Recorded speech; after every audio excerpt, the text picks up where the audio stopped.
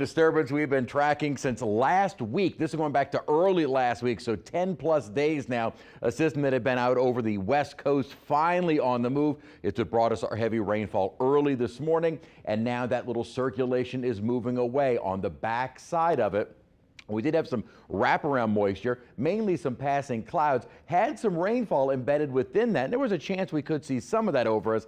Didn't happen. It looks like all of that evaporated, and so fairly quiet for the rest of the night tonight. But this little surge coming in overnight and kind of reinforced tomorrow morning will be drier air, not really cooler per se. It will have temperatures staying in the lower 70s compared to today's highs in the upper 70s, but more of the dry, less humid air, which will make it feel more comfortable. Saturday, beautiful, a lot of sunshine.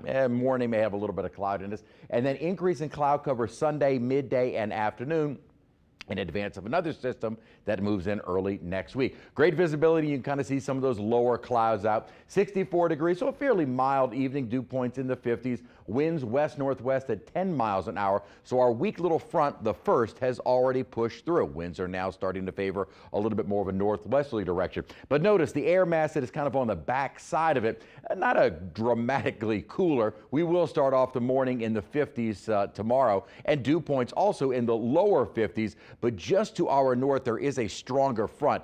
That will move. That is what will move through to kind of reinforce or bring in the drier air, which we'll enjoy much of the weekend. So there's that spin kind of centered now over the Mississippi-Alabama line and moving away, and quite a bit of rainfall with it. We got our share of it yesterday and then again early this morning. So as this feature moves out, this is what will really help to bring in that drier air and also help to clear our skies early tomorrow morning. A lot of sunshine for the day on Saturday. Sunday will be a little bit cooler in the morning, 40s and 50s, and then already starting to see an increase in cloud cover and a southeasterly wind starting to pick up. So Sunday afternoon, evening, already starting to feel a little bit more humid. And then we'll be watching a line of showers and storms that will roll in on Tuesday. So that'll be our next chance of rain.